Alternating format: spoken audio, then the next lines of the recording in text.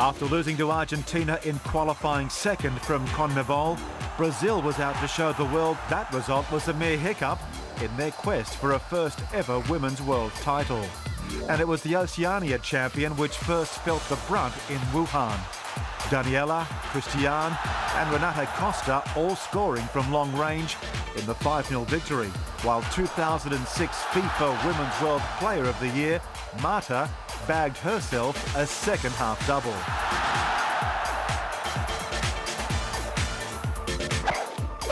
Next up for the Seleção, the host nation, backed by a 54,000-strong crowd.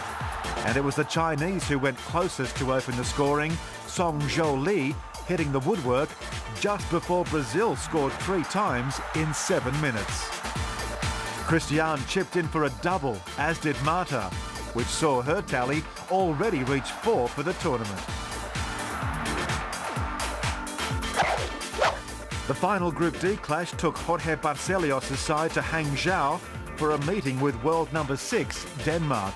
Needing a win to progress, the Scandinavians called upon Brazil's shot stopper, Andrea, to rescue her side on a number of occasions. But with the seconds ticking down at the Dragon Stadium, Petinha lobbed Heidi Johansson to send the Danes packing and the South Americans into the quarters as group winners. So too Tianjin, and a final 8 date with Australia. Appearing in their first ever World Cup quarter-final, the Matildas were shell-shocked after just 4 minutes, courtesy of a Formiga long-range effort. 20 minutes later, a controversial penalty call saw Marta make it 2 from the spot before a defensive lapse let Lisa De Vanna nip in and pull one back on 36 minutes.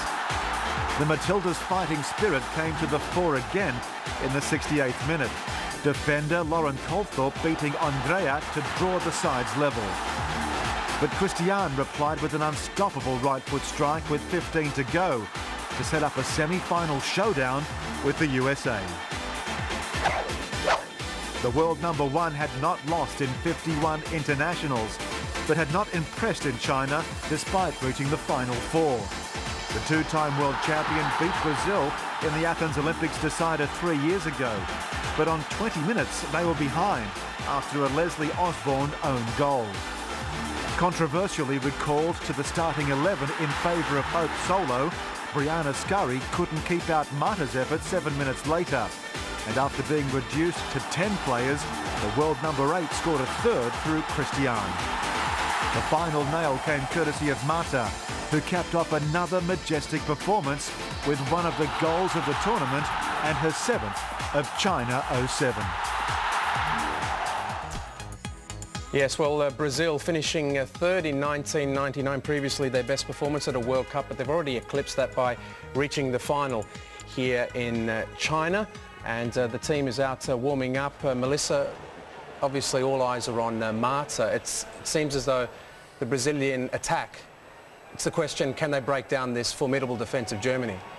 Well, a lot of people are looking at Marta to, you know, spearhead the attack, but you've got to remember there's Christiane, there's Formiga, there's players everywhere running at the ball, and so you could pretty much, if you focus on one player, someone else will just sneak into the frame and score the winner. So you just got to make sure that, you know, that Germany stay on their feet really, and don't let them have anything in the box or outside the box or at the halfway line for all I know. Craig, probably one area which we haven't touched on is that their overlapping wing backs is something that could do a lot of damage to Germany. Oh, brilliant. Macon plays on the left-hand side and she's as good an attacker as anyone in the tournament, actually. Against USA in the semi-final, she was quite brilliant.